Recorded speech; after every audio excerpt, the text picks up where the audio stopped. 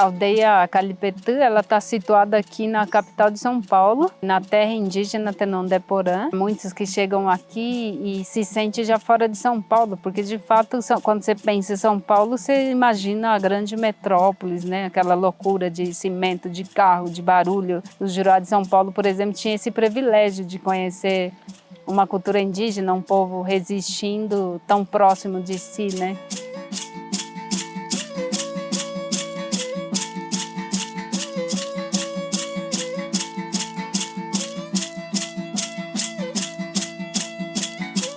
Olá, vocês estão aqui na aldeia Calipetã, sejam muito bem-vindos. Aqui vocês vão ter contato com uma comunidade indígena do povo Guaranimbá, o contato com a vida dessa comunidade que tem para mostrar as sementes tradicionais guarani, os milhos, feijões, o trabalho com agroflorestas, as águas limpas, as ervas que curam, que estão nessa floresta preservada. E nesse vídeo vocês vão conhecer a história da luta, da resistência dessa cultura aqui na capital de São Paulo.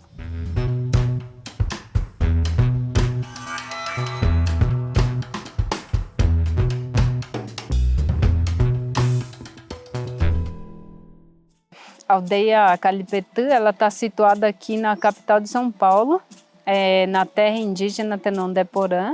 E nessa terra indígena tem 6 aldeias que foi iniciada só por mulheres, nessa nova concepção de liderança de líderes internos, né? Que é então viver sem essa figura cacique ou cacica, né? Tipo, tem um conselho guarani que trabalha junto e que pensa junto e decide junto, né?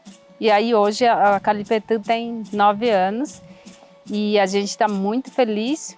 E aí logo depois, continuando essa luta de ir para a cidade, de parar a rodovia, de fazer ato na Avenida Paulista, a gente consegue então o reconhecimento do Ministério da Justiça, né? E aí então pela necessidade que era muito real nas falas, né, que a gente queria demarcação para plantar, para recuperar nossas comidas guarani, para as crianças terem contato com a natureza, aprender na prática o valor que tem quando a gente fala sobre a necessidade de morar numa mata, né? Que na mata tem água, tem comida, tem fruta, tem remédio, água limpa. A aldeia Calipetã iniciou um trabalho de reflorestamento numa área que era um campo de futebol e que antes disso era um espaço de depósito de entulho da ferrovia.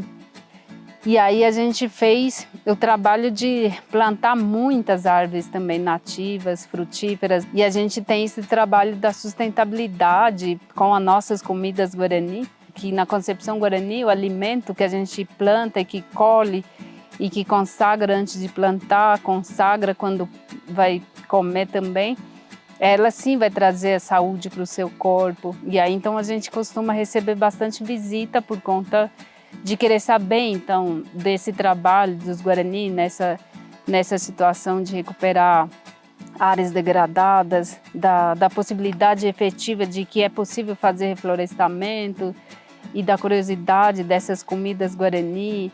E aí, então, quando a gente sai para fora também, os Juruá, alguns ficam enlouquecidos quando vê as cores diversas de batata, de milho e trazem propostas, por exemplo, de imagina, esses milhos coloridos venderia igual água nos restaurantes caros de São Paulo e a gente sempre responde falando, a gente já acha super errado vender água.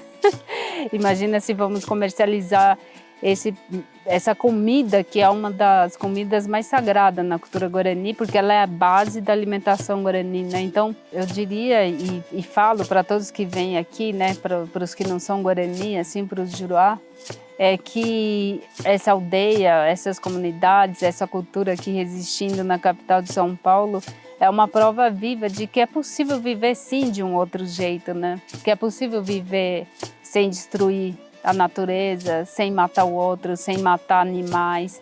E que é possível, por exemplo, comer bem, plantar a diversidade de cultura nessa outra concepção que está muito distante da ideia, né, das ações de monocultura, que tem que destruir quilômetros de natureza, queimar tudo, poluir tudo e deixar um monte de gente passando fome.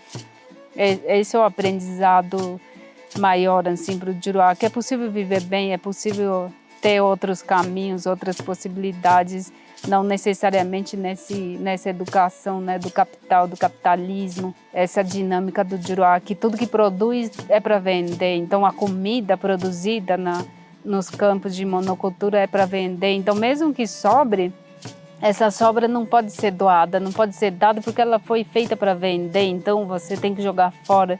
Eu acho que todos esses são um pouco dos aprendizados que o Juruá que vem aqui pode levar assim, para a sua vida.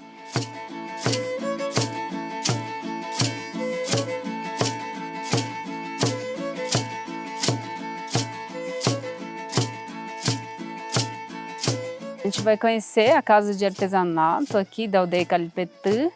E nesse espaço, quem vai apresentar um pouco para a gente, falar do espaço, dos artesanatos, de como funciona, é a Jatchuca Aline.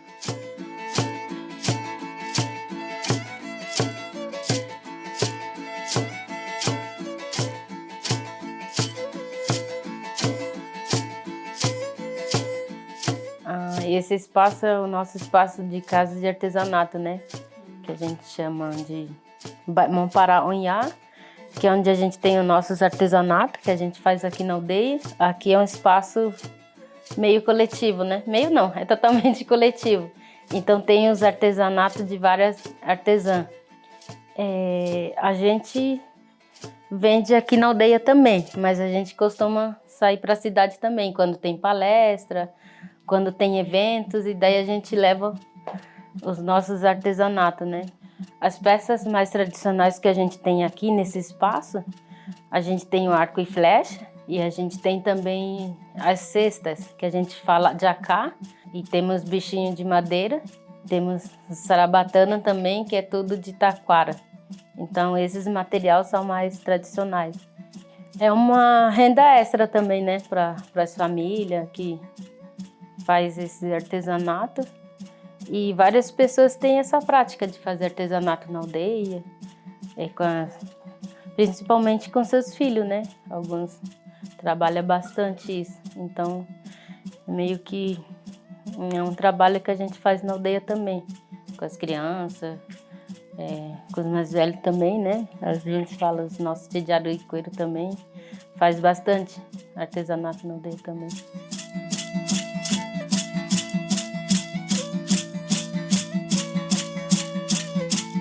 A Quereti Honório agora vai mostrar para a gente alguns dos pratos típicos guarani que a gente costuma oferecer para as visitas na aldeia.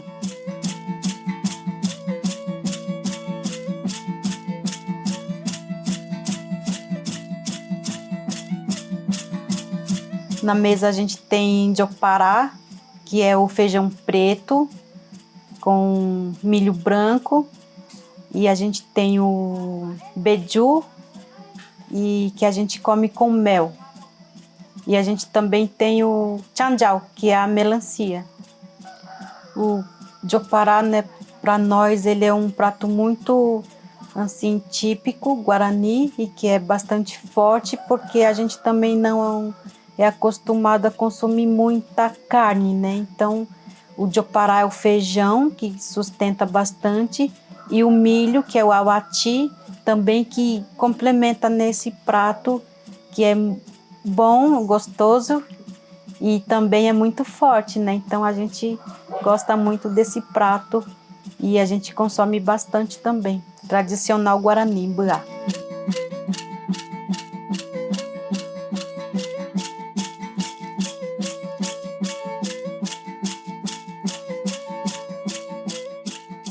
Estamos aqui nesse espaço que chamamos de Opi. É um espaço sagrado que está presente, que existe em todas as aldeias Guarani, Bra. É um espaço que reúne todos os Guarani de suas comunidades, aqui no caso da aldeia Calipetã, todas as tardes. É aqui que acontecem as rezas, os cantos, as danças, as concentrações, as consagrações. Aqui os tiramões, os pajés As tchedjarã e as líderes espirituais mulheres passam os nomes Guarani para as crianças a partir de 1 ano. Aqui acontece a consagração da erva mate. E é um espaço sagrado que chamamos de Opã e que para Juruá, para não Guarani, às vezes traduzimos como casa de reza. A gente tem a nossa espiritualidade, o nosso modo de pensar o mundo, de ver o mundo e de acreditar em seres espirituais que não se vê ao olho nu, como o Juruá fala, mas que a gente sabe que existe, como os Ijá. Ijá são os guardiões que tem na natureza, de tudo, de árvores, de água, de pedra. E aí todo esse ensinamento é passado aqui nesse espaço que chamamos de Opã. E aqui também acontece os cantos dentro do mundo da espiritualidade guarani, que temos aqui o coral Calipetã. E aí então o coral Calipetã, com as suas músicas, faz essa divulgação fora da aldeia, mas para a visita, quando vem visita na aldeia, a gente traz também o Juruá para esse espaço sagrado, para compartilhar energia forte e muito que a gente sente todas as tardes, na tentativa de que o Juruá também possa sentir um pouquinho dessa energia boa e a partir daí, então, dando as boas-vindas também com essas músicas que vêm, então, pela iluminação da espiritualidade guarani.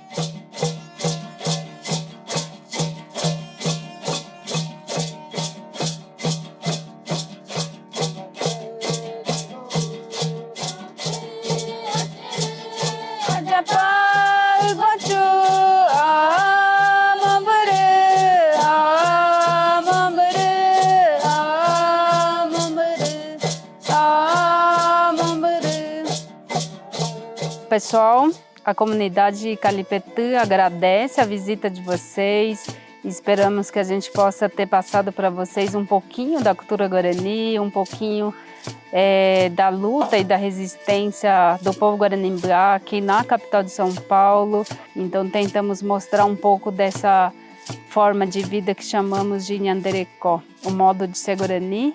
E estamos aqui abertos na comunidade Tenon Deporã para receber visitas, para fazer parceria, para plantar junto, para trabalhar em projetos como reflorestar a natureza e, nesse caso, esse pedacinho da Mata Atlântica que se encontra nesse território do povo guaranimbá.